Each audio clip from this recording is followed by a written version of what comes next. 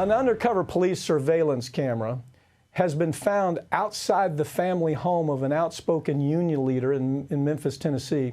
The discovery comes 2 years after the city lost a lawsuit over its illegal surveillance of non-criminals for political reasons. Brigida Santos joins me now to talk about this story. Brigida, really, there's no surprises here. I think you and I did a story maybe last year sometimes where you were talking about the idea that they're actually infiltrating unions with plants so people could they could get inside, they could make friends, and then they can do everything they can to destroy that union. This is no surprise here. Where exactly was the camera found, Brigida? Activists found the camera hiding inside a suspicious box on a utility pole that was facing the family home of union organizer Antonio Cathy on the street where he and other activists regularly meet. Cathy is often mentioned in local news stories for his activism in the Fight for 15 campaign to raise the minimum wage and for attending Black Lives Matter demonstrations. Memphis PD has yet to respond to questions about this camera, but a spokesperson from Memphis Light, Gas, and Water tells reporters, quote, the camera in question was an MPD covert camera they installed temporarily and did not go through the normal attachment process. MLGW also confirms that MPD has since removed the camera. Now, since the police department hasn't answered any questions from reporters about this, it's still unclear whether the camera was deployed as part of a criminal investigation or whether it was installed to conduct illegal surveillance for political reasons. Memphis PD has a long history of illegally spying on political activists, journalists, union leaders, and more, so suspicion from these activists is absolutely warranted. Okay, so here's where the rubber meets the road, is what kind of activists? We're talking about union leaders.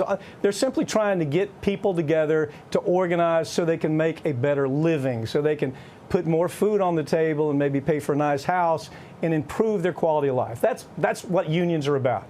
So that's different from saying, hey, gee whiz, we need these cameras because we think there's some kind of subversive activity taking place where they're plotting against the government, they're plotting against people's lives. And it's very clear what the distinction is. The church hearings, before you were even born, there's a hearing called the Frank Church hearings where they determined that the police, that back then it was the spook industry, that was spying on Americans. They had cameras everywhere. They were following people around. They even tried to have Seymour Hersh assassinated.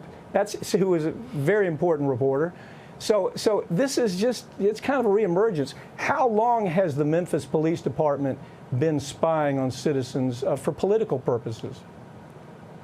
Memphis PD has been spying on citizens since at least the 1960s, but the issue has been in the headlines in recent years due to a lawsuit won by the American Civil Liberties Union. Back in 2018, a federal judge ruled that the city's government violated a 1978 consent decree prohibiting law enforcement from spying on citizens for exercising constitutionally protected rights to free speech and political dissent. The trial revealed that police officers in the city illegally posed as fictitious characters on social media to conduct political surveillance on nonviolent protesters and journalists who report about important issues in marginalized communities. Now, this is an ongoing problem for the city that it must now fix. Well, with a consent decree like that, people can actually be thrown in jail for violations of the consent decree. They can be fined. It's probably important to take it back to the court. I'm wondering, has the 2018 ruling resulted in any changes in the local policing, Brigida, as far as what's being reported out there? Yes, it has, but it's taking some time to implement those changes. Now, in 2018, the judge ordered Memphis PD to revise their policy on political intelligence, train officers, and establish written guidelines for using social media for police purposes. The police department has objected, but this month, a federal judge ordered Memphis PD to give the court a list of all search words used to collect information on social media for official police business, even if that information is sensitive and was collected via a personal social media account.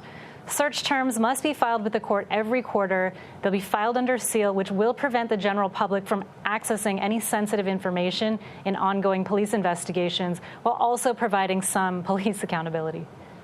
Brigida Santos, thank you for joining me. I'd like to see how this turns out. I see another big court hearing taking place about this one. Thank you for joining me.